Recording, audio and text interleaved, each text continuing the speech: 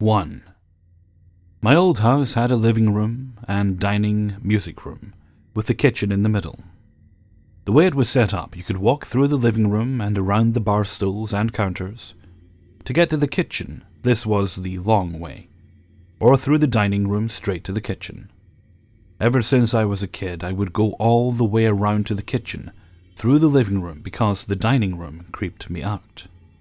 I always felt like I was being watched or something in that room. Fast forward about 5 years ago, I came back home to visit from college and brought a Ouija board I had found at my grandpa's house. I laughed because I didn't believe in them, but I brought it home because it was old and it was pretty cool. My mom was not happy that I brought it into the house, but after a lot of begging, she played with me. Nothing happened, just the typical funny answers to "How old are you?" or "Will I get married?" or whatever. A few days later, when my friend and I played, it was all fun and games until one of the answers gave us chills. The questions we asked were, "When did you die?" and "How did you die?" I don't remember the specifics, but it answered that he died in the mid-1800s, and the disease was an acronym of some sort. I remember it started with an E.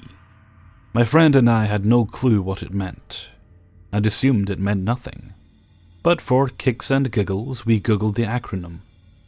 What I do remember is finding that it was a real freaking acronym for a disease in the 1800s, caused from bacteria consumed by eating chicken.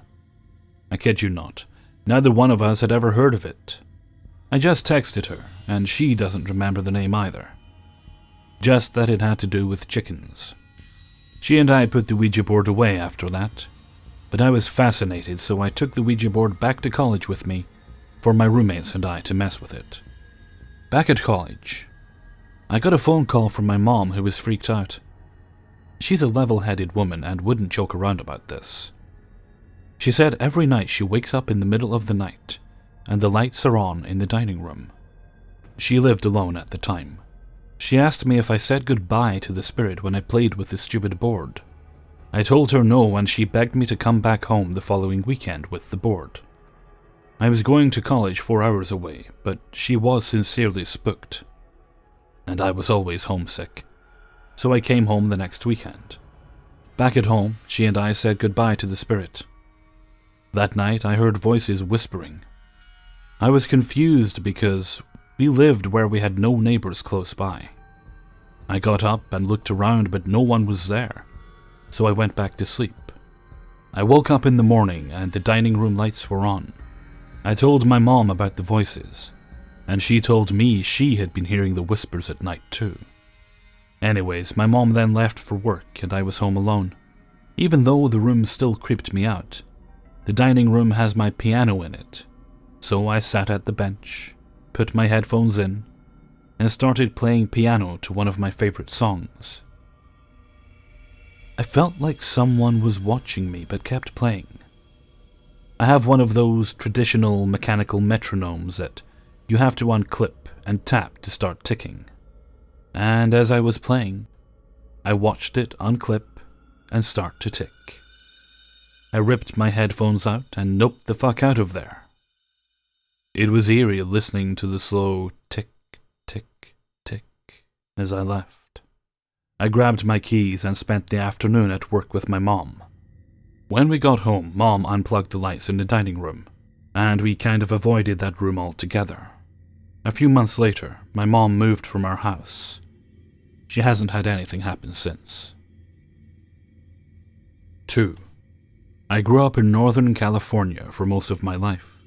I was born in Antioch, and was raised there until I was about 8, but my family moved. My brother, sister, and me, I'm the oldest, they're twins, up north in the more mountainous part of California. I was pretty angry about it at first because I had my good buddies at the time, and now I had nobody.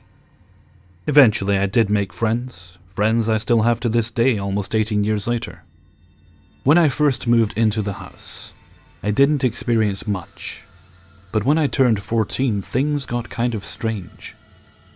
Nothing crazy at first, just footsteps when I thought everyone was asleep. voices in my room that I chalked up to echoes. It was strange nonetheless. My father was the first to experience things.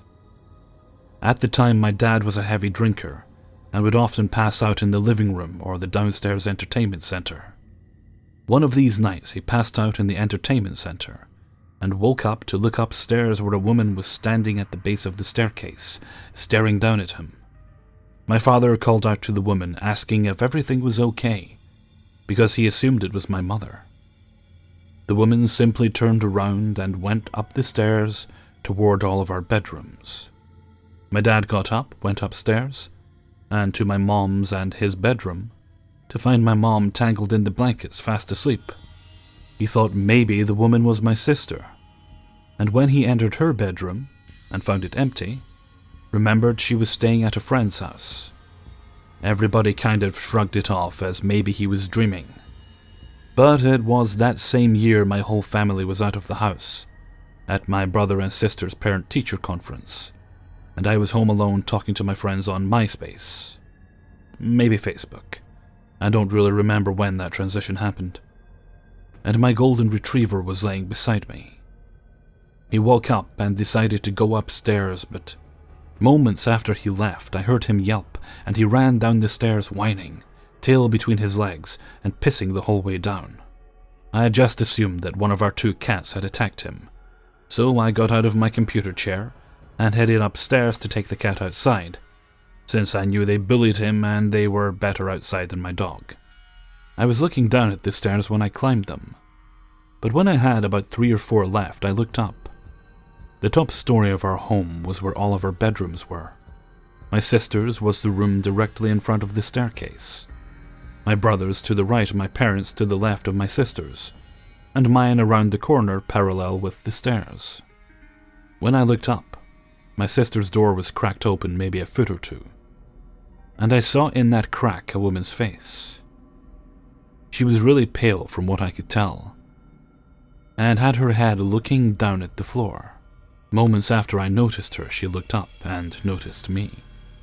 Her face looked like she gasped, and then retreated into the darkness of my sister's room. I say looked like she gasped, because she made no sounds at all. Terrified, I jumped back downstairs and huddled together with my terrified dog, never taking my eyes off the bottom of the staircase. After a minute or 2, I realized that maybe this is somebody breaking into my home, and not a ghost. So I gather my courage and head upstairs and check every single bedroom, only to find nobody is there. Please keep in mind, if somebody were to jump from one of those windows, they would have definitely broken a leg. The only way to escape from downstairs was the staircase that I had eyes on the entire time, before going up to investigate. That was the first and only time I've ever experienced something like that in that house. I comfort myself by explaining maybe she ran downstairs while I was investigating one of the bedrooms, but it was single-handedly the most spooky experience of my life. Does anybody have a rational explanation for what I saw all those years ago? 3. A little bit of backstory. This past summer I was working at a restaurant, and I met some lovely people there. Friends I still have now, even though I'm no longer working in that same place. Anyway, I really connected with one of my co-workers due to our mutual love for photography. Specifically, photography of skylines and rooftops. It's kind of a fad nowadays where people break into really tall buildings and get to the roofs and take pictures. We did that all the time and grew quite a following on Insta. But I wanted to take a diversity of photographs, so we came up with an idea where we would go to a bridge that overlooked a busy thoroughfare inside a forest. Anyway, I'll call him Dick, his girlfriend, I'll call her Donna, and I, Dalton, all set out kinda midday to go to this bridge. We got there after a long walk, and we had all our gear, a digital camera, a GoPro, and our phones. This particular place is already very popular among the homeless people in our city. Picture a large forest in the middle of the city, with a large winding road down the middle of it. and numerous bridges and walkways that go over this road and forest. We had to go down some pretty long stairs beside another bridge to get down to the appropriate level where the road was. I remember seeing homeless people everywhere and their tents and all that. It was like a community. So after about a 10-minute walk down the winding road, we come upon the bridge where we are going to climb up and take photos. We get to the base of the bridge and turns out there is a scaffolding unit and it's under construction. So the scaffold goes up all the way to the right-hand side of the top of it. Not the top where the cars can drive, but underneath, the underside of the bridge. So by this time, it's not super bright out, about 5 p.m. And Dick says to me he can't go up because he doesn't want to leave Dana in the forest alone, while we go up there. I totally understand. So he gives me his camera and the GoPro, which I attach to my head and turn on. I tell them to wait for me as I squeeze through the fence that blocked the scaffolding and climbed up. This is already super long, but this is where it gets weird. I got to the top and basically to my left was like where you could walk outside and over the road. If I had gone that way, Dick and Dana would have been able to see me, and I them. But to my right it was sheer darkness, and the light from outside illuminated a tunnel with a wooden walkway. Of course, being the idiot I am, I went right, into the darkness and into the tunnel which led inside the underside of the bridge. So I had to squeeze through a metal railing and drop down about 2 inches off the scaffold platform.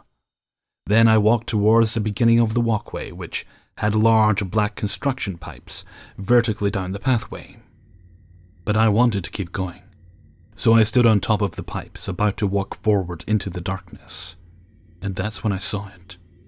Something I can only describe as a thick, unnatural-looking cloud of mist, almost resembling a human, but changing shape constantly. It stood tall, taller than me. I'm about 6 feet tall. After seeing it, I immediately got this sick feeling in my stomach.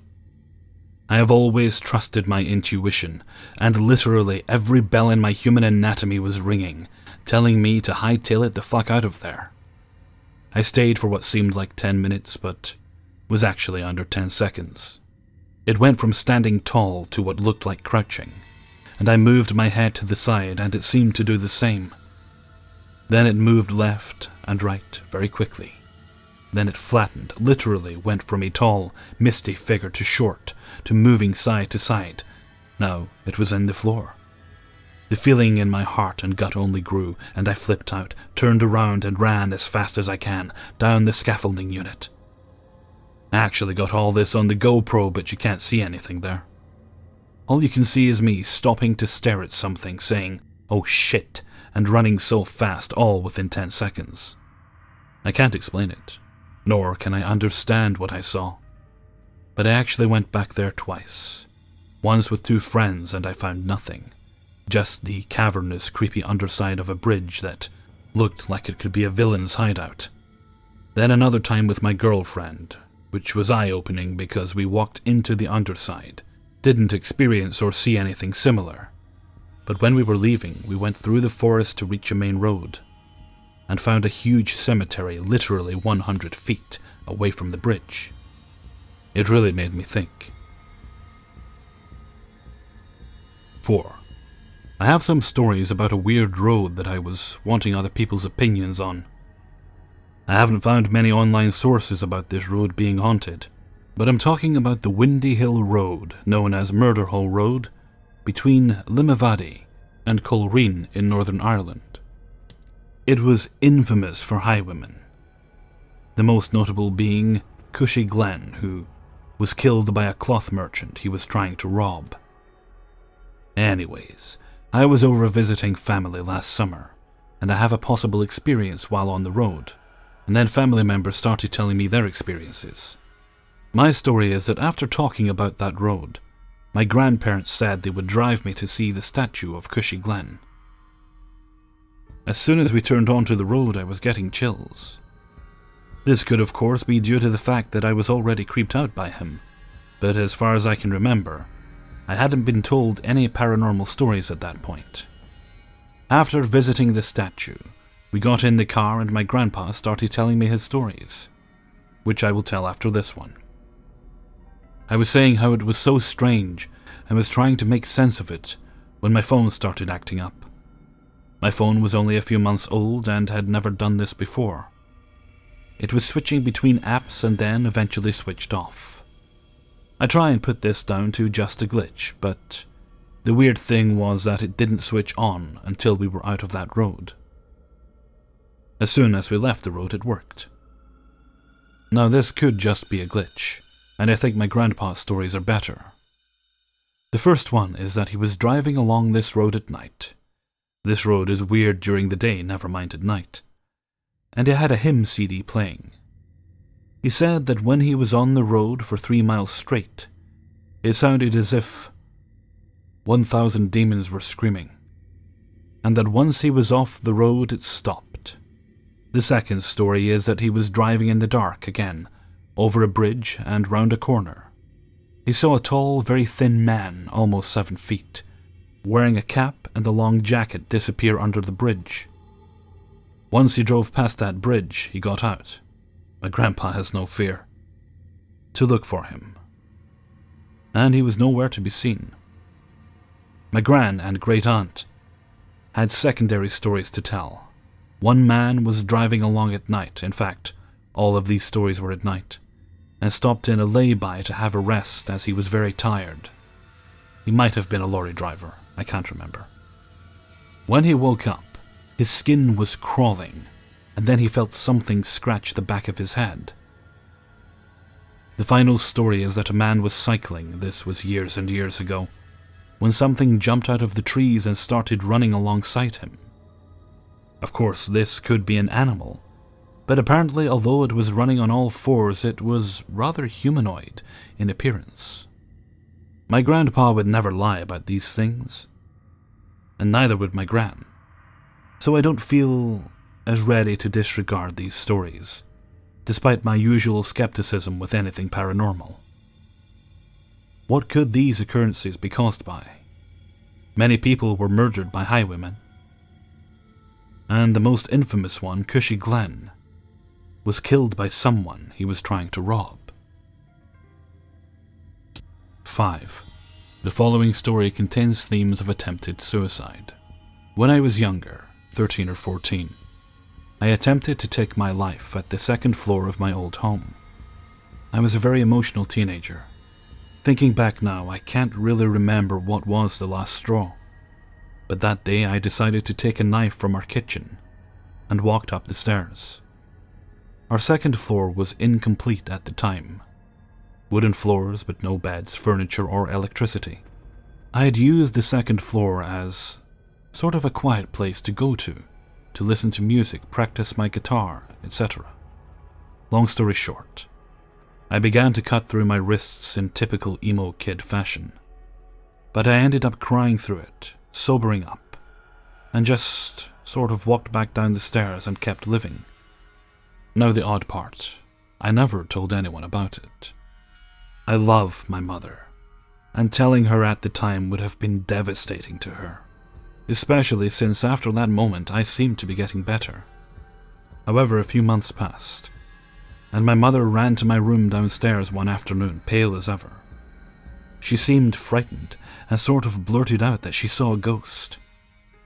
My mother has never believed in ghosts, so her pale look meant she was 100% certain. She said she was cleaning the room beneath the second floor, in the area next to the stairs, when she saw a young boy appear from the corner of her eye. The boy takes a few steps away from the stairs and disappears. She said she called my name to it, believing it was me, but freaked out and ran when it vanished in midair. Immediately I thought back to my attempted suicide. I finally shared my story with her. It had been a few years now, and she was very understanding.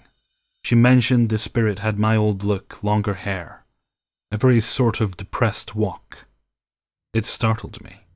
I made a few attempts to go back upstairs, but I never saw anything, and never found a reason to go back up there. Again, a few months pass. I graduate high school, I move out. I'm now living on my own. but my mom mentions this apparition from time to time. She still sees it. In similar fashion, the apparition walks down the stairs, takes a few steps towards our living room, and vanishes. I'm posting this now because my mom shared a new point of view during the holidays. She came up to visit. I don't enjoy going down to our old home, since it makes me feel uncomfortable, and I never seem to be able to sleep in my old room. Now, my mother finally completed the second floor this last year, and she's renting it out to a co-worker who carpools with her. Apparently, a few weeks back, the co-worker mentioned that a kid seems to haunt upstairs. He said he always does the same thing. He knelt down on the floor, gets up, walks across the entire room slowly, then walks down the stairs. I haven't met her co-worker yet, but Mom said she showed him an old photograph of me, and the guy laughed it off, saying he was positive the spirit was me. Mom asked him if he'd like a different room to sleep in, but he doesn't seem concerned. He says the spirit has never tried to communicate or hurt him, so he just sees him from time to time, and it's become routine. Not sure what to make of it. I always thought the paranormal was spirits of dead people or demonic entities of some sort, but I am very much alive, and apparently roam the second floor of my old home from time to time. It weirds me out. Mom has mentioned I must go back someday to confront the spirit, but I truly have no idea what I'd say, or what I'd do, if I ever saw it. Hey everyone, Hellfreezer here, and thank you very much for listening to 5 True Paranormal Stories, Episode 31. Thank you very much to everyone who allowed me to use their stories in this video. If you have any comments you'd like to address specifically to the people who wrote these stories, if you have any advice to offer, then please do click on the links in the description and they will take you to the original posts on Reddit. Okay, let's see, where are we now? This will be a Friday this goes up, so yep, we're looking good for a TIFU on Saturday. I think I've got everything I need, so that'll be a nice way to round out the week for us. The sourcing of stories for my next 30 stories video, I think, will that be number 5? I'll have to check. I think it'll be number 5. That's going very well. I've got to over 2/3 of the stories I need, and as of recording this, I've still got plenty of time to gather stories before I need to start recording. So that's good. I'm not rushing to get anything finished. Everything's right on schedule. And with that, I think I'm going to head off and get the editing I need to do done for the next couple of videos. So until next time, thank you very much for listening, and take very good care of yourselves.